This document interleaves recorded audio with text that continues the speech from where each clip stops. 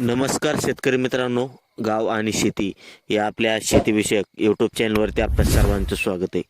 शेतकरी मित्रांनो, आज तारीख 1 फेब्रुवारी 2026 आणि आजचे राजमा पिकाचे बाजारभाव हे कशा पद्धतीने आहेत आणि डायमंड आणि कुन्नीलालचे बाजारभाव हे कशा पद्धतीने आहेत हे देखील आपण आज या व्हिडिओमध्ये पाहणार आहोत. त्यामुळे व्हिडिओ हा शेवटपर्यंत नक्की पहा.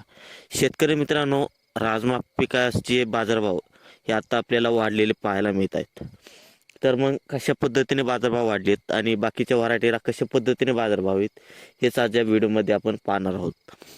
शेतकरी मित्रांनो, कालच्या आणि आजच्या बाजारभावामध्ये साधारणपणे 200 ते 300 रुपयांनी आपल्याला वाढ ही झालेली पाहायला मिळते. मागील 8 दिवसामध्ये बाजारभाव हे जास्त प्रमाणामध्ये आपल्याला वाढलेले पाहायला मिळत नव्हते, परंतु आता आजचा आणि कालचा जर बाजारभावाचा विचार केला आपण तर साधारणपणे चांगल्या पद्धतीने बाजारभाव आताही वाढायला सुरुवात झालेली. परंतु बाजारभाव आणखी वाढतील का कमी होतील याची काही गॅरंटी आणखी सांगता येत नाही. सुरुवातीला आपण पाहू की बाजारभाव हे कशा पद्धतीने आहेत. तर वरून या व्हरायटीला बाजारभावाचा जर आपण विचार केला तर 7,000 रुपये ते 7,300 रुपये प्रति क्विंटल या प्रमाणामध्ये आपल्याला बाजारभाव हा आता पाहायला मिळतोय. त्यानंतर साध्या वाघ्याचा जर विचार केला तर साधा वाघ्या हा साधारणपणे 7,500पर्यंत हा आपल्याला बाजारभाव पाहायला मिळतोय. त्यानंतर ब्राझील वाघ्याचा जर विचार केला आपण तर साधारणपणे 8,000 ते 8,500 रुपये या प्रमाणामध्ये बाजारभाव हा आपल्याला पाहायला मिळतोय. आणि आणखी एक महत्त्वाची गोष्ट, आणि बरेच शेतकरी आपल्याला कमेंट्स करत होते की कुन्नीलाल किंवा डायमंड या व्हरायटीला बाजारभाव हे कशा पद्धतीने आहेत. तर शेतकरी मित्रांनो, या व्हरायटीचे बाजारभाव आणखी डिक्लेअर झालेले नाहीत, परंतु काही जागेवर त्याची खरेदी ही चालू आहे.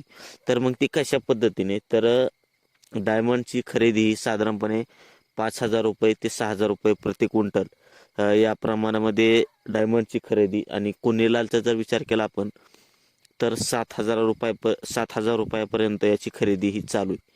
आणखी बाजारभाव डिक्लेअर झालेला नाही. गेल्या वर्षी कुन्नीलालला साधारणपणे 10,000 प्लस या प्रमाणामध्ये आपल्याला बाजारभाव हा पाहायला मिळत होता, परंतु आता बाजारभाव हा खूप कमी प्रमाणात आपल्याला आता पाहायला मिळतोय.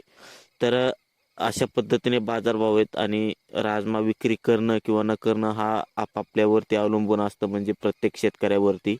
परंतु बाजारभाव वाढतील न वाढतील हे एक जरा अवघड गोष्ट झाली, कारण की ज्या पद्धतीने बाजारभाव आता वाढायला पाहिजे होते त्या पद्धतीने वाढलेले नाहीत, आणि इथून पुढे बाजारभाव हे घसरलेले आपल्याला दरवर्षीप्रमाणे पाहायला मिळत असतात.